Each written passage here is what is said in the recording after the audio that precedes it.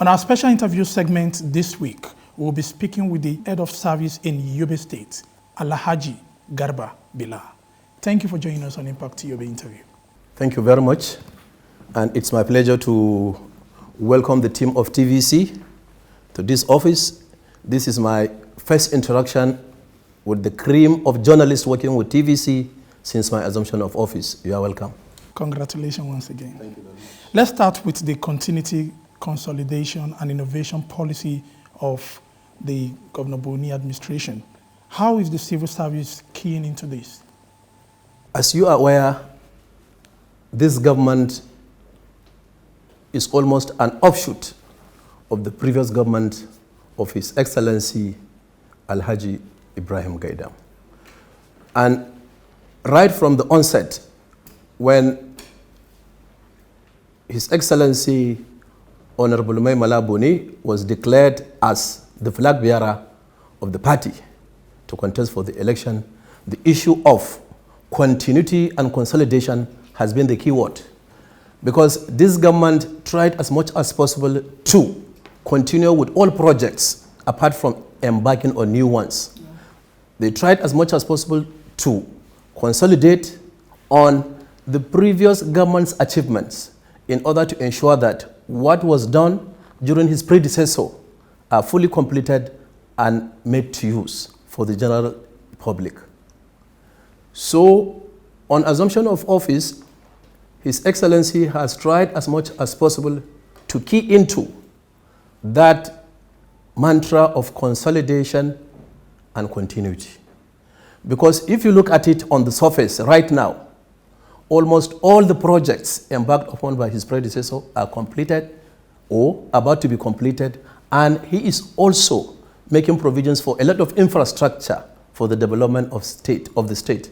And this perhaps explains why we must say he has, to a large extent, consolidated on the achievements of his predecessor, in addition to the new projects he has embarked upon. If you look at it, you have gone around, you have seen how markets, new modern markets are springing up. If you go to the teaching hospital, you can see a lot of structures going on. Virtually, there is no aspect of human endeavor that the governor has not touched. If you talk of education, you see a lot of structures here and there in almost all the crannies, nooks of the state. If you talk of commerce, you see markets. If you talk of health, you see a lot of primary health cares springing up. The teaching hospital is having another edifice in form of the antenatal office complex. If you talk of the religious aspects, everything, he has tried as much as possible to mobilize and galvanize the people so that people will continue to pray for the success of this administration. So in a nutshell, if you look at it, there is no aspect of the social activities going on in this state that has not been touched by the present administration. So how is the state sustaining its welfare program for civil servants? Well, there is a lot of package. In fact, when I assume duty, I have to work within the vision, mission, and core values of the Office of the Head of Service. And this has to a large extent bring about transparency, prudent management of resources, and effective service delivery. If you talk of staff welfare, it encompasses a lot of things. Not only payment of allowances, not only training and retraining. There are a lot of things the government is trying to build, to get me, in order to ensure that the civil servants are carried on board. If you look at the issue of training, even before my assumption of duty, training and retraining has been the key word as far as this government is concerned.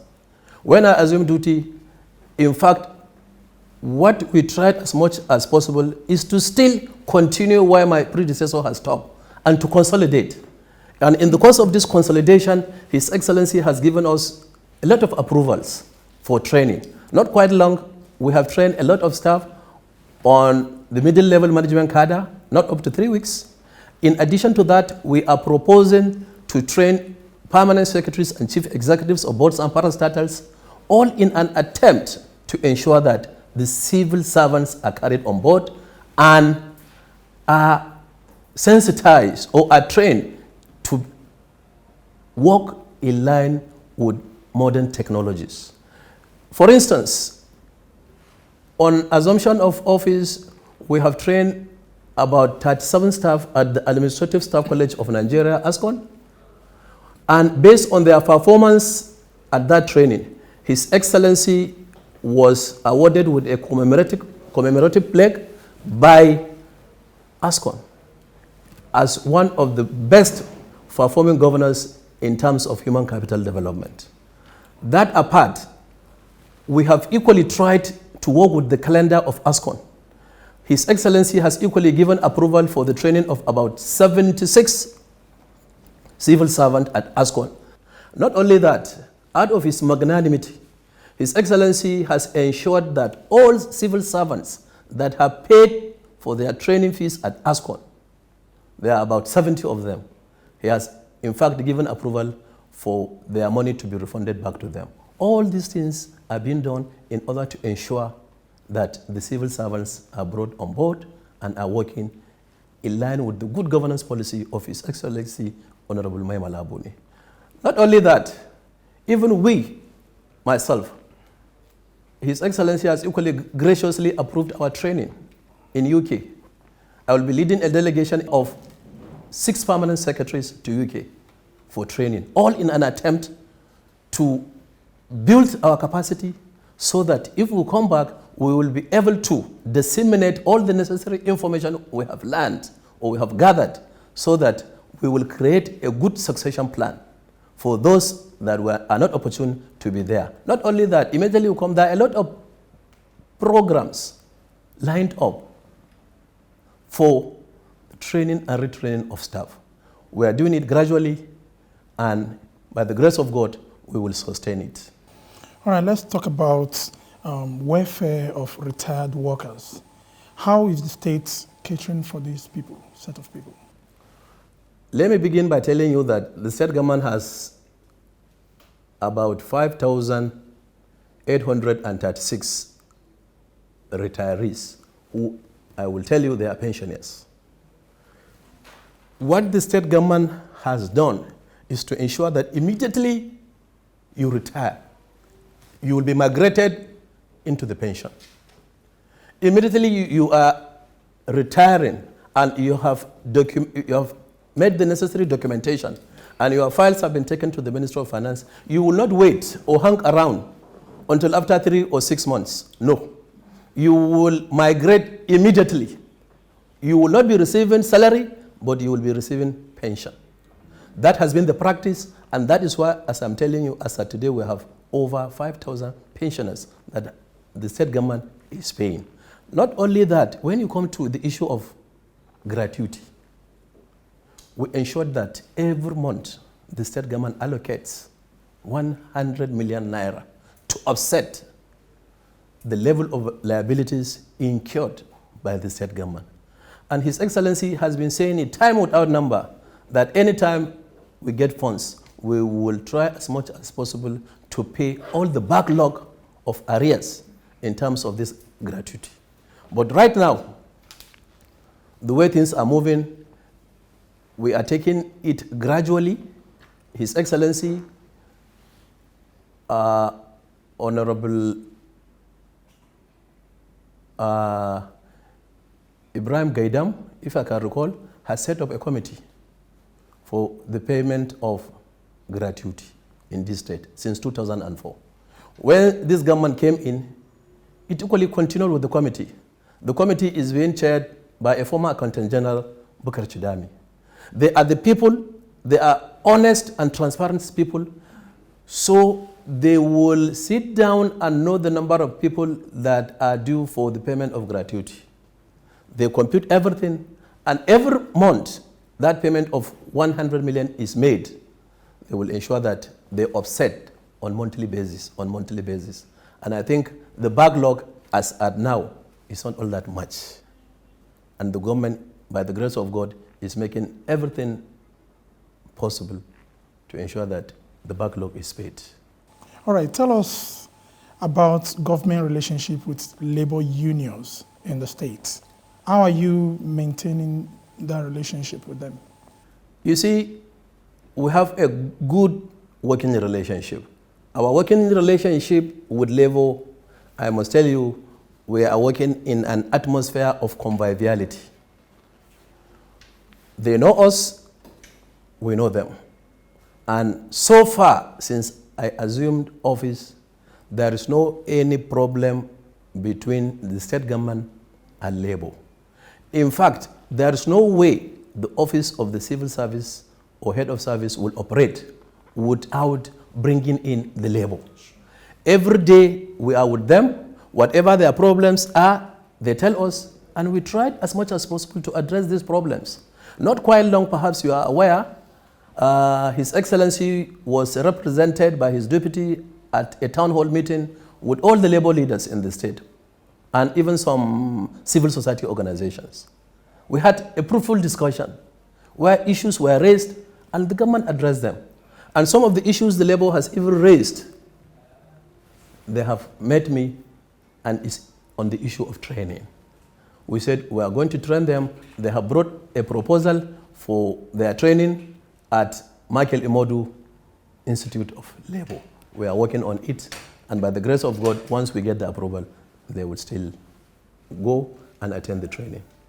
All right, how are you ensuring innovation in the civil service to meet the modern demand? You see, we are living in a changing world. Do you get me? So the state is not left behind. We have to key into the information technology age. Not quite long, His Excellency has approved the appointment of a Director General for Yobe Information Technology Development Agency. And we are collaborating with him to ensure that everything we do in the state is in line with modern technology. That apart, we intend right now to even organize a training that will cut across all MDAs so that they will be acquainted with modern technologies in our day-to-day running of the civil service. That is in the pipeline, and by the grace of God, that program of training and retraining will also be done. Would you want to share more light on the regular payment of salary in the state? I mean, what are you doing? Yes, it's no longer news. You know it. Even before the advent of this administration, salaries of civil servants are paid. When His Excellency Honorable Mala Boni took over, he said it, time without number, that he will ensure that civil servants receive their salaries as at when due. As at when due. And that has been the practice almost 3.5 years now. There is no civil servant that will say he has not received his salary or is owing a salary in this state. We tried as much as possible within available resources for the government to offset staff salaries. Not even staff salaries, allowances. Because if you look at it, not quite long, His Excellency has graciously approved the employment of 102 medical workers who are undergoing training at various institutions, reading physiotherapy, pharmacy, and other related courses in the allied cadre, where once you are a student of Yobe State, you will be placed on grade level 5, almost commensurate with medical doctors and veterinary doctors. So there is now a bond whereby the state government will assist them in order to alleviate some of their sufferings in the course of their studies. Not only that, the state government, if I know you are aware, because Yobe State has been a center for medical tourism. Most of the contract consultants or foreigners, I may say, that the state government employed either on contract or permanent and pensionable basis, they are being paid passage and leave. All in an attempt to ensure that they are at home and whatever their problems are being catered for. And this has greatly enhanced their performance in the state. And that is why if you go to our medical institutions today, you find out that the state government is giving out the best in terms of medical care. Again, on the issue of staff welfare, His Excellency has graciously approved the sum of 161,800,000 naira to be disbursed to all civil servants in the state as furniture loan. This is a boost because it cut across all MDAs and all categories of staff, right from chief executives of boards and parastatals down to the ladder, to the ordinary messenger. You see, already the money has been released. It is the modalities for the payment that is ongoing right now. And this is a boost to this government. All right, thank you so much for your time on Impact Yobe special interview segments. Thank you very much. That's all we have for you on today's episode of Impact Yobe. Don't forget to join us next week for a fresh edition of the program. I am Michael Oshoma. Goodbye.